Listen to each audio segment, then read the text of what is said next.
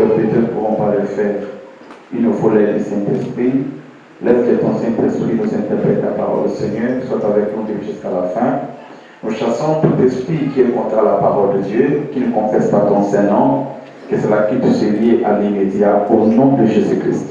Et que seul le Saint-Esprit entre dans ces lieux pour guérir les malades, répondre aux questions de tes enfants et résoudre leurs problèmes. Sois notre vie et que nous soyons tes enfants. Nous avons supplié avec la foi au nom de Jésus-Christ. Amen. Asseyez-vous. Nous sommes en train de parler toujours sur la puissance de Dieu pour transformer son Église. La puissance de Dieu pour transformer son Église. Je vous exhorte donc, frère, c'est l'apôtre Paul qui est en train de parler, par la compassion de Dieu, à offrir vos corps comme un sacrifice vivant, saint, agréable à Dieu. Ce qui sera de votre part un culte raisonnable. Ne vous conformez pas au siècle présent. Ne vous conformez pas aux habitudes des gens de ce monde. Ne vous conformez pas à ce que le monde fait. N'ayez pas de comportements qui se retrouvent dans le monde. Nous sommes un peuple qui est appelé à être à part. Nous devons marquer la différence partout où nous sommes, pour prouver que nous ne sommes pas comme les Égyptiens. Nous sommes un peuple d'alliance. Et notre Dieu nous a donné sa parole comme la loi pour l'observer, pour le vivre. Et nous devons pas nous conformer à ce que les gens ici font, mais soyez transformés. La Bible ne nous a pas demandé d'être déformés, mais la seule personne qui transforme, c'est Jésus-Christ. Et la société nous déforme, les habitudes, les collègues, ils nous déforment pour nous amener dans la voie qui n'est pas de Dieu. Il dit d'être transformé par les renouvellements de l'intelligence, afin que vous discerniez quelle est la volonté de Dieu pour vous, dans votre vie. Quelle est la volonté de Dieu? Parce que vous n'êtes pas venu ici pour rien. Vous êtes venu ici pour accomplir une mission. Vous êtes venu ici pour servir de quelque chose. Et le plus grand mystère, c'est de connaître la volonté de Dieu. C'est un mystère qui est plus grand que tous les mystères. C'est quoi la volonté de Dieu dans votre vie? Qu'est-ce que Dieu fait? Parce que nous échouons, parce que nous ne voulons pas comprendre ou connaître la volonté de Dieu. Mais une personne qui veut réussir, il doit d'abord savoir c'est quoi la volonté de Dieu pour moi. Et c'est cela qui sera le fruit de votre réussite. Bon et agréable et parfait.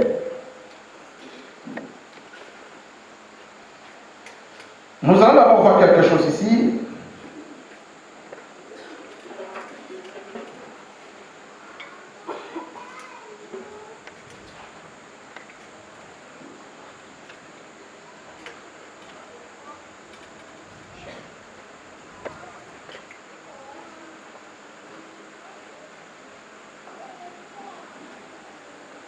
Sur la brochure, la puissance de Dieu pour la transformation.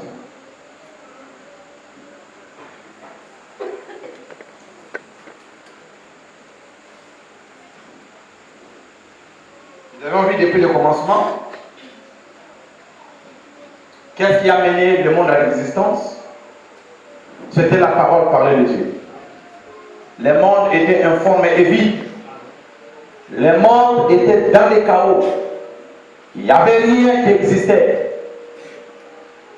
L'eau remplissait la terre. Et l'Esprit de Dieu se mouvait au-dessus des eaux. Dans ce chaos, dans cette vide, l'Éternel a parlé. Il a prononcé la parole. Que la lumière soit. Et la lumière est venue à l'existence. Et nous avons vu que ce n'était pas aussitôt ou le même jour que cette lumière est arrivée. Ça a pris des années. Mais Dieu était patient à sa propre parole.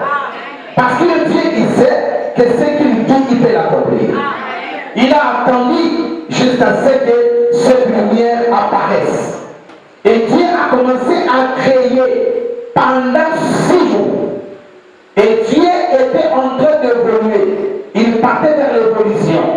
Il a commencé dans les choses les plus petites pour monter jusqu'au niveau de l'homme. Parce que Dieu a créé l'homme au 6e jour. Où il dit, créons l'homme à notre image. Or, les choses qu'il avait commencé à créer n'étaient pas du tout à l'image de Dieu. Mais au fur et à mesure, Dieu créait des choses qui étaient supérieures. Jusqu'à créer l'homme à son image. Alors, le dessein de Dieu était de créer l'homme à son image. Dès qu'il est arrivé le 6e jour, après il a accompli sa vision, il a accompli sa mission, il s'est reposé. Alors il avait un Éden parfait. Dieu avait un Éden parfait. Tout était bien. La maladie n'existait pas. Le chagrin n'existait pas. Le problème n'existait pas. Toutes ces choses étaient les semences de Dieu. Ce n'étaient pas des semences fabriquées. C'était des semences originelles. Des semences qui sont sorties par la parole parlée de Dieu. Dieu a prononcé la parole et la parole de Dieu a amené ces choses à l'existence. Alors tout était parfait. À l'époque, il n'y avait pas d'hybridation dans cette semence de Dieu. Amen, amen. Mais après ce temps, quand Dieu se reposa, tout allait bien. Le diable n'était pas d'accord. Et le diable est descendu, il a détruit cet Éden. Cet Éden de Dieu, frère madame dit, aujourd'hui Satan aussi a pris 6000 ans pour construire son Éden. Satan en ce moment, il est en pleine construction de son Éden. Nous sommes dans les 6e millénaire où Satan est en train de construire. C'est pourquoi vous voyez qui est Satan selon frère Bana. Satan se reflète par ces hommes de la science. Voyez-vous comment ils sont en train d'évoluer? Ils parlent de l'évolution à l'évolution. Après ils avaient le vélo, après ils ont fait la moto, après ils ont fait la voiture, après ils ont fait l'avion, après c'est le fusée.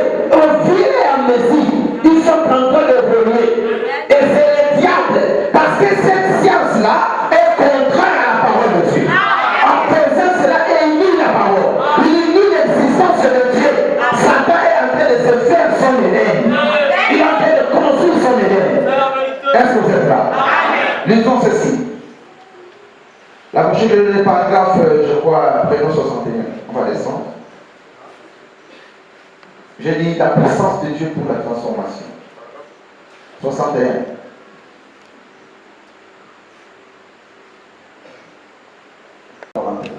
Ou bien.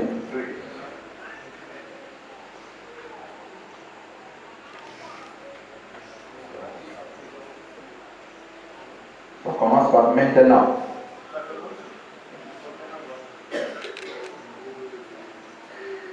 Nous lisons au paragraphe électronique 91. Maintenant, il a son genre d'Éden. Satan en a aujourd'hui un. Satan a son genre d'Éden. Il en a aujourd'hui un. Son jardin d'Éden. Oui. Pendant ces 6000 ans, il a formé, pas créé. Pas créé, parce que c'est pas de créer rien. Toutes ces matières premières que ces gens sont en train d'utiliser, ce n'est pas eux qui sont les créateurs.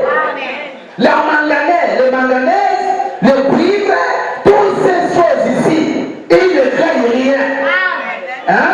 Ils fabriquent les armes, ils fabriquent le téléphone, ils fabriquent toutes ces choses, ils fabriquent ça, ils prennent ça par quelque chose et ils transforment. Ils te forment plutôt. Ils prennent ces matières premières que tu as créées et ils forment avec ça les armes. Ils forment d'autres choses. Ils ne créent rien. Ce sont des inventions. Ils inventent quoi? Ils n'inventent rien.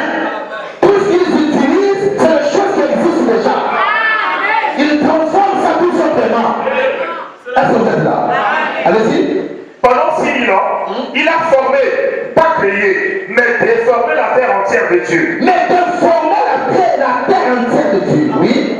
Ces créatures, les animaux, croisant les races, les hybridants, arbres, plantes, les humains, même les religions, la Bible. Est-ce que vous comprenez? Satan, c'est ce qu'il est en train de faire. Il hybride tout. Toutes ces semences originelles que Dieu avait créées, comment Satan crée son Éden à s'opposant à la parole de Dieu, à s'opposant à la création originelle. Il hybride tout, il hybride tout. Comme je crois, voilà, on m'a amené des oranges. Je mange des oranges, il n'y a pas de... Il n'y a pas de vie à l'intérieur. Comment les oranges marquent les graines? Les graines sont partout. Ce ne sont pas des vraies oranges. C'est une hybridation. Raison pour laquelle tout ce qui est hybridé, ça ne peut pas se réveiller. Est-ce que vous comprenez un peu? Il a hybridé les arbres. Il a hybridé les oiseaux. Il a hybridé... Donc Satan a tout hybridé. Mais pas seulement ça. Il a même réussi à hybrider l'homme. Est-ce que vous avez compris? Satan a même... Vous voyez, il a hybridé toutes les créatures de Dieu. Satan les a hybridées. L'homme est hybridé. C'est ce qu'on appelle l'hybridation. Tous sont des oiseaux. L'enfant qui naîtra sera un oiseau. Mais sauf qu'il n'aura pas une espèce. Est-ce que vous comprenez? C'est l'espèce fabriquée. Cela ramène au mariage mixte entre un blanc et un noir. Comme les gens de la science disent, mais on est tous humains, on peut se transfuser, on peut faire non, nous sommes des espèces différentes. Nous sommes des Bantous. Nous sommes des Africains. Dieu nous a créés avec la peau noire. Et ils sont des blancs. Nous sommes tous des humains, mais des espèces différentes. Et selon la création de Dieu, chaque espèce doit se reproduire. Alors quand vous prenez une femme blanche, vous le mettez avec un homme noir, alors là vous le croisez. Ils vont faire défiler un enfant, mais qui sera appelé hybride. Cet enfant-là n'aura pas une race. Bon, dites-moi, mais qui sera appelé, il a quelle race? Est-ce que c'est blanc? Est-ce que c'est noir? Il est quelle race? Hybride. C'est une race qui n'existe pas. C'est l'intelligence de l'homme qui a amené cette race-là. C'est pourquoi nous sommes contre toutes ces choses qui ne sont pas la parole parlée ou la parole originaire de Dieu. Est-ce que vous comprenez? C'est cela. Satan a tout hybridé. Mais non, il s'est même pas arrêté là. Il arrive aujourd'hui à hybrider même l'église.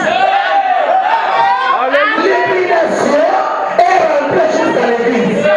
Des gens qui sont censés être des gens, mais des chrétiens hybrides. Qu'est-ce qu'on appelle un chrétien hybride? C'est un chrétien qui a le monde et l'église. Il mélange la vie du monde et le christianisme. Il n'a pas son espèce. Un chrétien doit reproduire un chrétien. Un païen doit reproduire un païen. Est-ce que je me comprends ici? Mais voilà comment toi tu es hybride. On ne connaît pas te mettre dans quelle espèce. Est-ce que tu es un chrétien? Est-ce que tu es païen? On est confus. Par rapport aux œuvres, par rapport à la vie que tu portes, par rapport à ce que tu fais, ce que les païens font, c'est ce que toi tu fais. Et tu viens à l'église, quand on prêche la parole, tu te lèves, tu dis Amen. Donc dans tous les deux côtés, tu te retrouves. Voilà le genre d'espèce qu'on a aujourd'hui à l'église. Les hybrides, un frère hybride, une sœur hybride. Mais Dieu n'a pas besoin des hybrides. Dieu a besoin des espèces qui étaient à l'original ou à l'origine. C'est ce dont j'ai besoin. Qu'est-ce que c'est l'espèce? Voilà par la colombe. La colombe, elle ne mange pas tout ce qui est pourri. Son estomac ne peut pas supporter la nourriture pourrie. Quand madame dit s'il essaie seulement de manger, alors il aura un souci. Il peut mourir à cause de son estomac. Ça ne suffit parce que son estomac n'a pas de bile pour supporter cette nourriture pourrie. C'est pourquoi la colombe mange une nourriture fraîche ou la viande fraîche, là où ça saigne. C'est ce qu'il peut manger. Il ne mange pas de charognard. Est-ce que vous êtes là?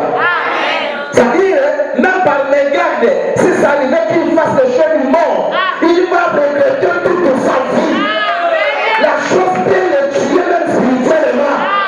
Il ne se sent plus à cause de ce qu'il a fait des erreurs.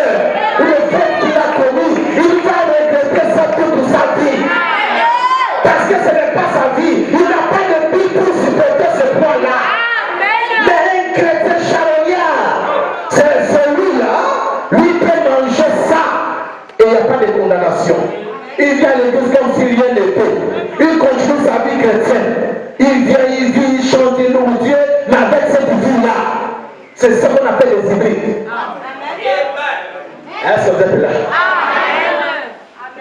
Allez-y. Hybridant les arbres, les plantes, les humains, même les religions, la Bible, l'Église, jusqu'à ce qu'il se fait tout un jardin d'Éden de science, où tout évolue par la science. Nos automobiles, tout ce que nous avons, nous a été donné par la science. Ce que l'homme a fait. Et il a son grand Éden ici. Pour prouver que le message est opportun. Oui. Prouver qu'il ne s'agit pas de notre âge, mais Apocalypse 10. Considérez l'hybridation aujourd'hui, Oui. pour faire quelque chose de meilleur, ou plutôt le plus beau, mais pas le meilleur. Regardez les petits enfants aujourd'hui. Pas les meilleures choses, mais les choses qui sont bonnes dans les yeux. Les choses qui frappent dans les yeux. Pour avoir les christianistes des tablettes. Pas les christianistes du cœur. Tu vis ce christianisme là parce que tu veux que les gens te voient. Est-ce que Jésus peut dire amen? On n'est pas de vrais chrétiens authentiques. C'est-à-dire on est chrétien à cause des autres. On est chrétien à cause des frères. On est chrétien à cause des sœurs. Qu'un pasteur tombe, tous les églises vont changer de prédication. Ça c'est le sujet pasteur là. Ceux qui vont être dans les messages, c'est comme madame seulement.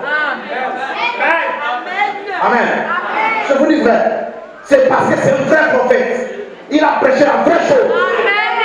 C'est pourquoi on reste accroché. Frère madame dit tout est bouleversé. Allez-y mon frère. Tout est bouleversé.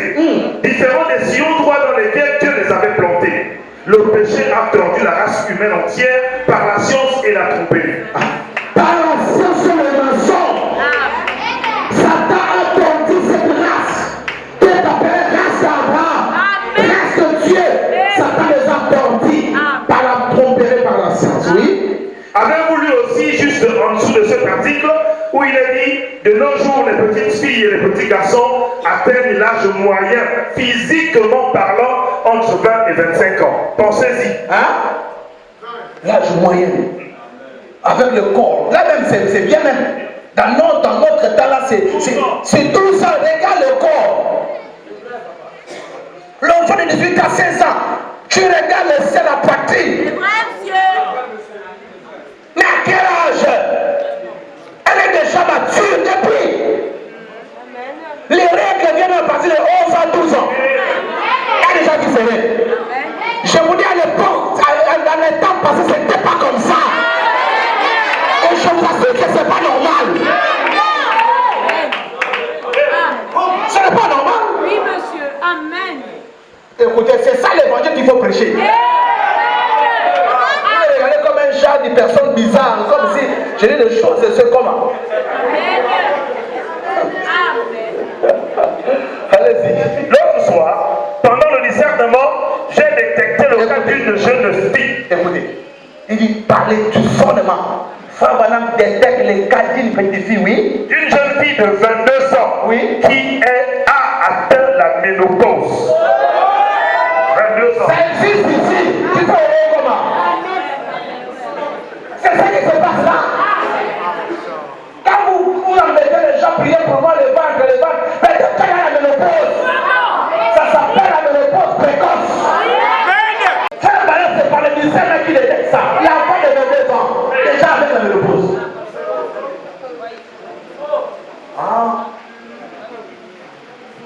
C'est des mots qui vont vivre là. C'est pourquoi on dit, bon, c'est la ménopause, c'est naturel. C'est Dieu qui a fait comme ça. Mais quand on a besoin de prier, pasteur, prie pour moi parce que je vais en parler. Les pasteurs vont faire comment? Tu es dans la ménopause. Ça, c'est clair. C'est clair.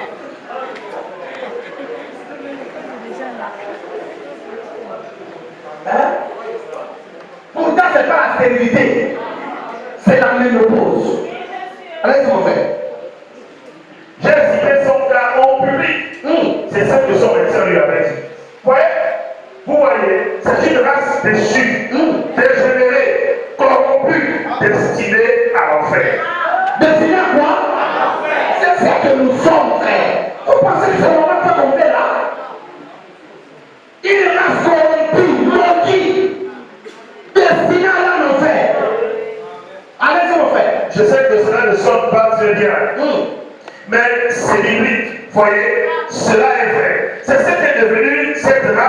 laquelle nous vivons, cette génération de gens. Eh bien, remarquez aujourd'hui l'hybridation du métal, l'hybridation des plantes, et la science fait volte-face. La même science qui fait cela dit, c'est ce qui détruit toute la race humaine. Vous l'avez vu, tout comme moi. Eh bien, pourquoi n'arrête-t-il pas cela? C'est parce qu'ils ne peuvent pas arrêter cela. La parole de Dieu a dit qu'il en serait ainsi. Mais s'ils réfléchissaient une minute, ils sont des instruments, tout comme Judas Iscariote, plaçant exactement la chose que Dieu avait dit de voir arriver. Et ils le font exactement sur base de leur propre science. Et eh bien, Adam, là de nouveau, est un type, ou plutôt est un type de l'Église. Remarquez ce que cela a fait. En recherchant la connaissance, elle a franchi la ligne entre le bien et le mal, en écoutant la perversion de Satan, ou la déformation de la parole originelle de Dieu. Et maintenant, les églises aujourd'hui sont formées. Maintenant, je ne parle pas des gens, des individus, je parle de l'église mondaine. L'une est tordue d'une manière et l'autre est tordue d'une autre. Et cela par la science, le même modèle qu'il utilise. Satan a mis à exécution cette menace selon Ésaïe 14:12. Allez-y, tout compris. Le but de Satan depuis l'éternel était de faire son propre prière et de se lever lui-même afin que les étoiles de Dieu l'adorent, que le Fils l'adore. Et c'est exactement ce qu'il a fait.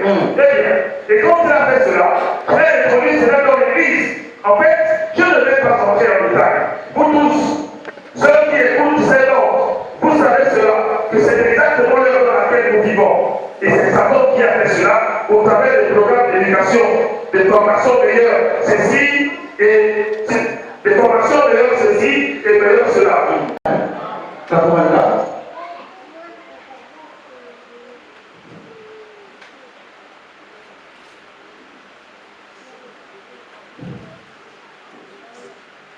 Je peux m'arrêter ici un instant pour vous raconter une petite histoire que j'ai entendue dès le premier de la Première Guerre mondiale.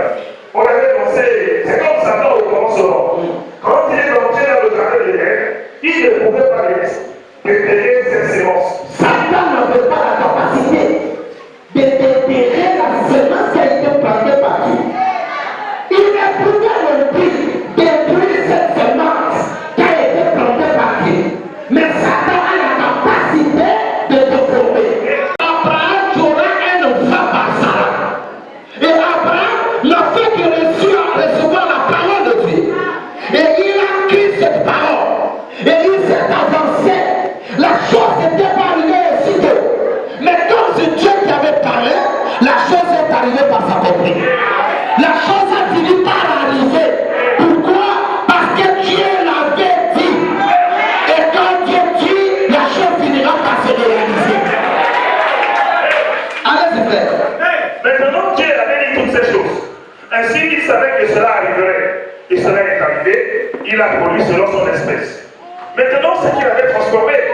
Ensuite, toute la sémence dans la créature vivante et la création telle était censée être, cela est venu juste comme il avait dit que ça serait. Oui, Dieu avait dit que telle chose soit ici.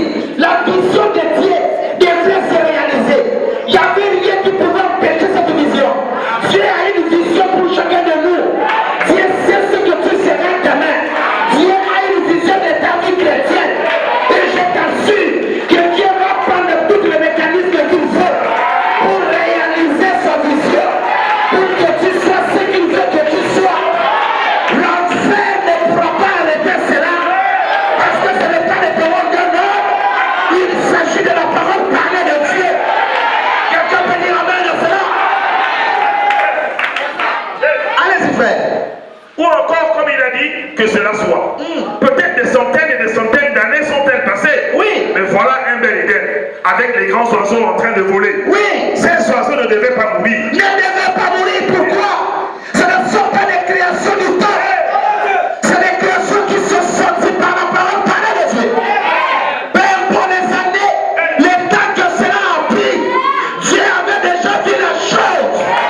Avant que Dieu ne parle, il voit déjà la chose arriver. Alléluia. Si Dieu vous dit que je vais vous bénir, c'est qu'il a déjà béni. Le futur pour vous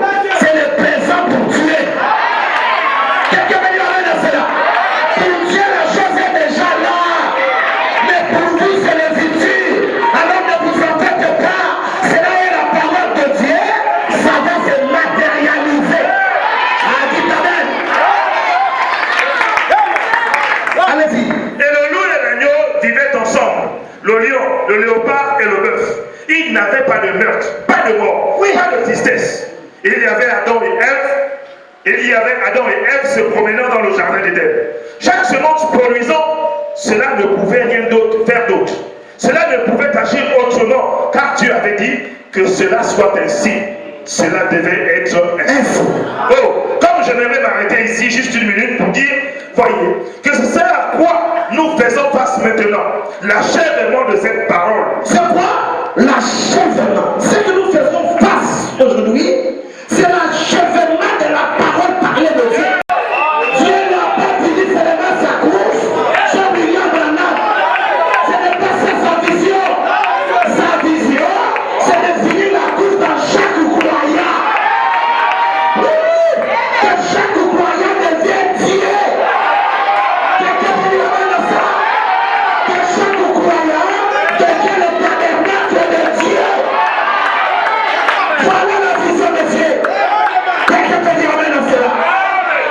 Quand Dieu te regarde, il doit se le voir. Alléluia.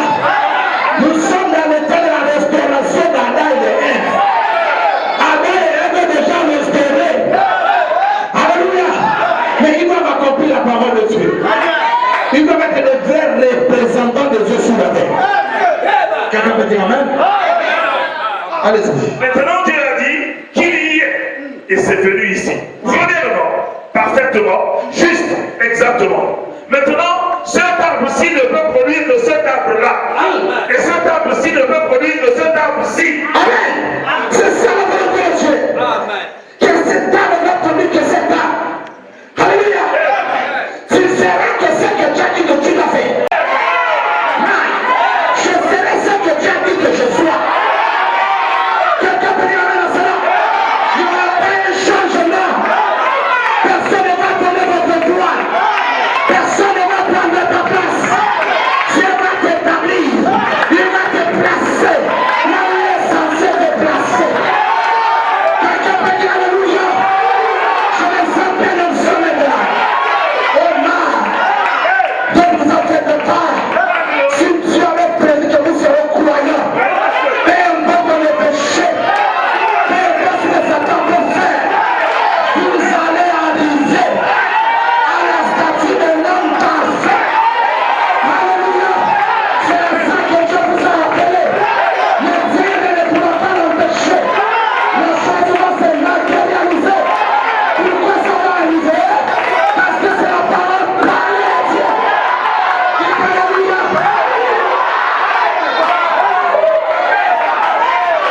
Parce que c'est la parole de Dieu. Il n'y a pas une loi de l'enfer qui pourra empêcher à ce que tu fasses ce que Dieu a dit. Est-ce que tu me connais? Il n'y a pas une sortie de ta famille qui va empêcher ce que tu ne sois pas ce que tu as voulu que tu sois. Rendez grâce à Dieu. Rendez gloire à Dieu. Il est en train d'achever. C'est le temps de l'achèvement. Dieu va achever ce qu'il a commencé.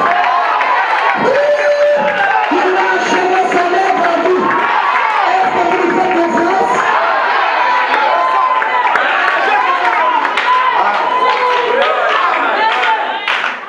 Allez-y. Et Adam, un fils de Dieu, ne peut produire qu'un fils de Dieu.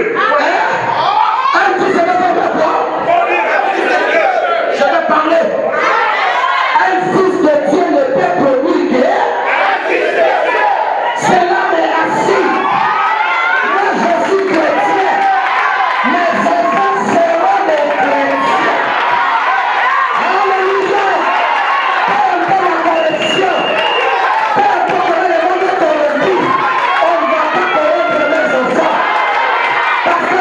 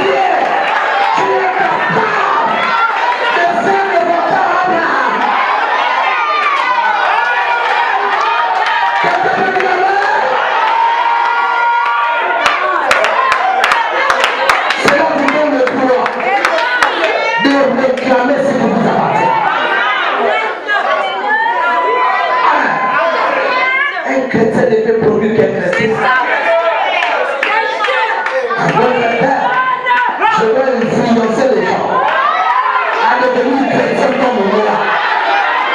Dites amen. Quand tu es au travail, tu es dans la société, où que tu sois, tu dois faire que les gens deviennent chrétiens comme toi. Est-ce que vous comprenez? Donc là, les postes, ils sont là assis. Non. Un enfant ne vient pas de l'église à cause d'un poste. Vous êtes venus ici à dépasser ce poste-là. Que le pasteur vous élève ou pas, restez debout. Allez-y, mon frère. Pouvez-vous imaginer d'authentiques chrétiens être comme cela? Ils étaient rudes. Ils étaient solidement bâtis. Ils étaient comment? Rudes. Les vrais chrétiens sont rudes. C'est-à-dire que ce n'est pas facile pour les déraciner dans sa position. Même les pasteurs peuvent faire des histoires pour la tristesse négative. Il dit que pasteur, je ne viens pas ici pour toi.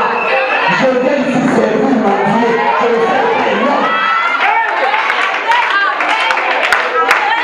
Il ne bougera pas de là. Voilà ce genre de personnes qu'on a besoin. Des chrétiens solides. Des chrétiens rudes. Allez, mon frère. Pouvez-vous imaginer Saint Paul être ce type de chrétien? Pouvez-vous imaginer Saint Pierre être?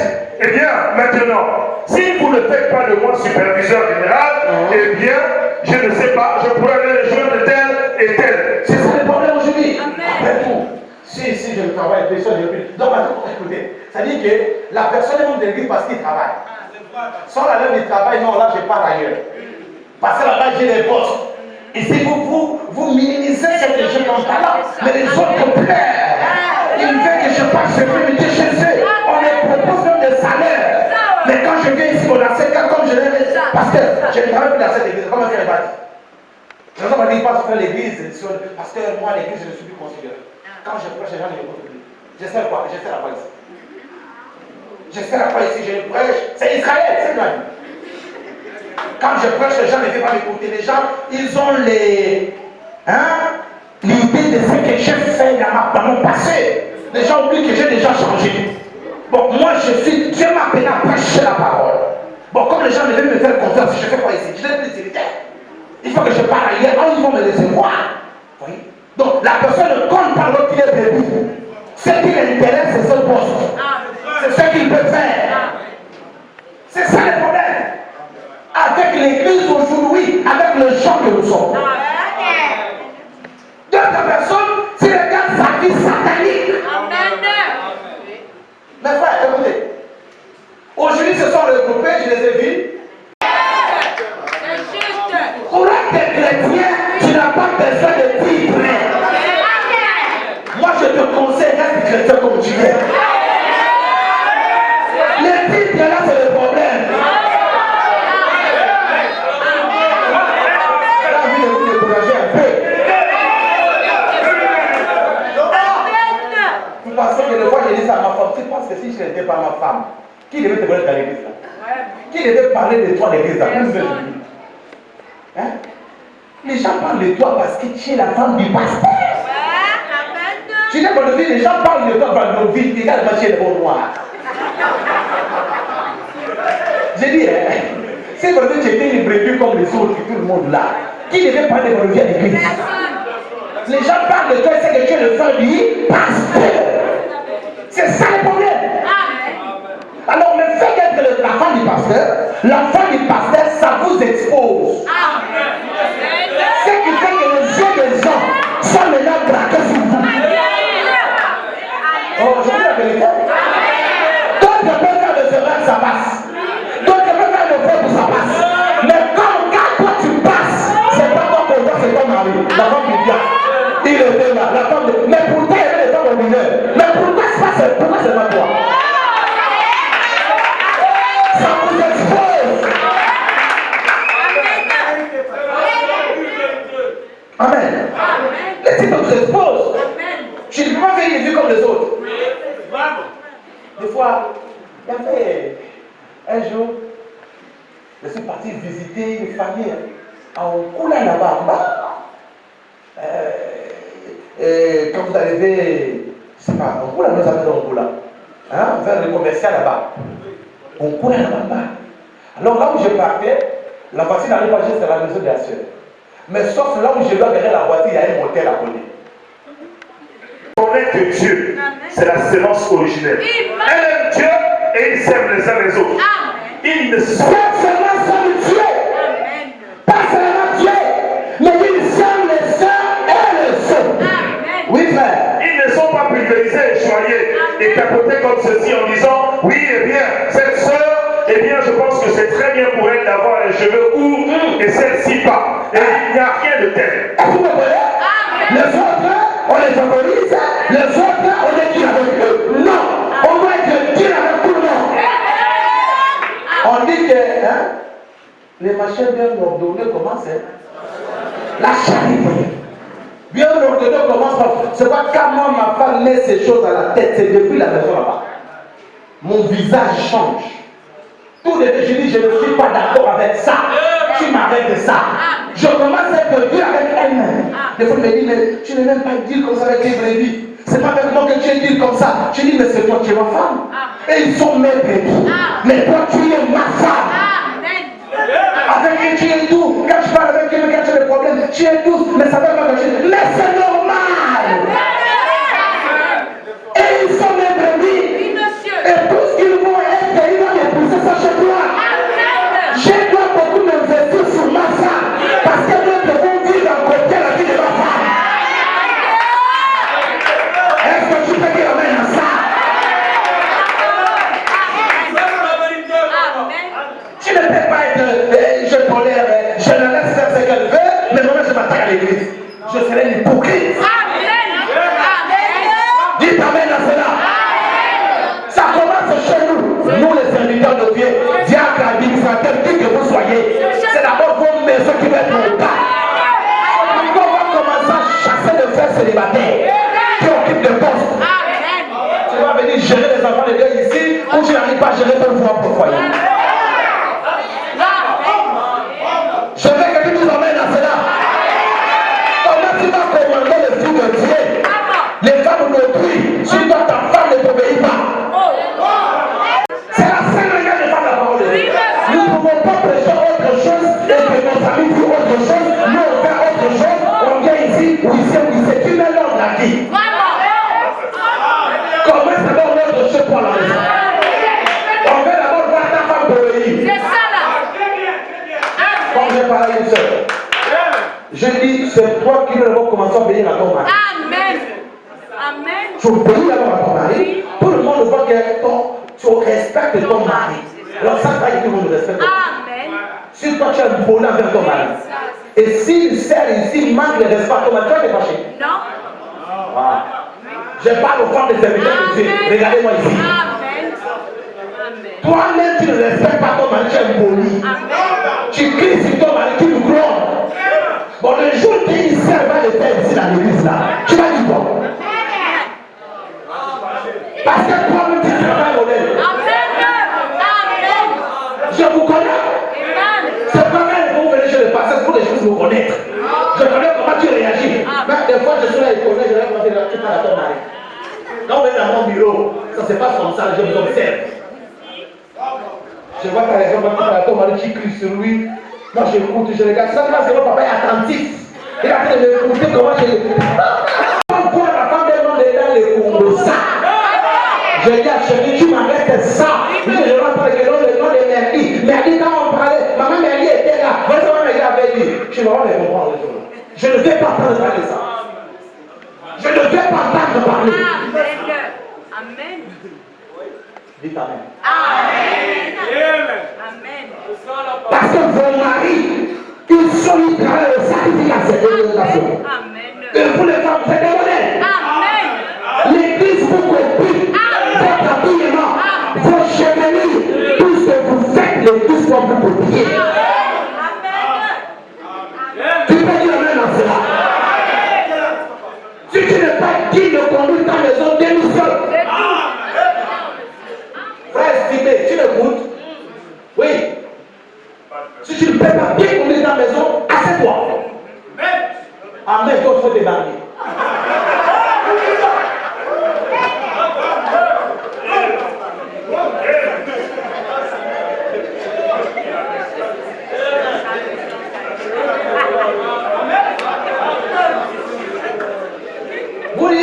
suis sérieux.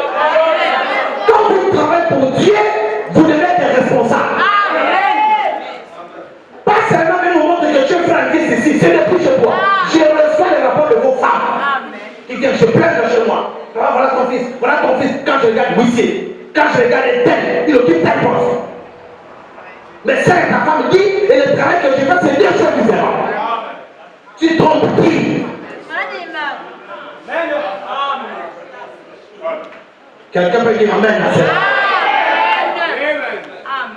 Mes frères et sœurs, voilà. L'esprit est là pour les gens sont conservés.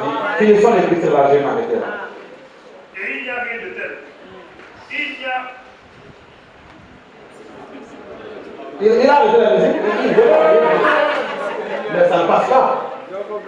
Celui qui parle bien de l'heure. Tu vas dire Amen à cela. Tu dois l'exposer. Il doit avoir honte. Allez-y, frère, finissons. Dois-je être porté aussi sur un lit florides pendant que d'autres ont combattu pour remporter le prix et ont navigué dans les mers de sang? Dois-je être tapoté sur le dos et ceci et cela et toi encore et être joyeux? J'attends ma place là avec le ruc. Je ne m'attends pas à arriver là sans cicatrice de trophée du tout. Amen. Je ne pense pas y arriver là-bas sans cicatrice. Comment on connaît une guerrier? Comment on connaît quelqu'un qui est dans le front? Comment on connaît quelqu'un de survivant? C'est celui qui a quelque chose à montrer. Il a des cicatrices du combat. Car nous sommes au ciel. Nous devons montrer des cicatrices. Alléluia. Il va te poser la question. Il a toujours toutes ces cicatrices. Tu dis là, Seigneur, j'étais au fond pour toi. J'étais au fond pour l'évangile. Le Dieu m'a donné le tout. Mais je n'ai jamais cédé. Alléluia. Satan m'a blessé. Mais je n'ai jamais abandonné. Voilà mes cicatrices qui sont là. Voilà mes cicatrices qui sont là. Quelles sont vos cicatrices? Si pour le monde, tu dois abandonner. Si ce problème que tu dois rétrograder, où seront les cicatrices? Que je sois montré à Dieu. Tu as dit que ça passe là-bas. L'esprit de Dieu travaille sur toi. Voilà le Seigneur. Alléluia. Que Dieu vous bénisse. Que Dieu vous bénisse. Lève-toi maintenant. Voilà Dieu. Si je dois régner, je le commande. Augmente mon courage, Seigneur.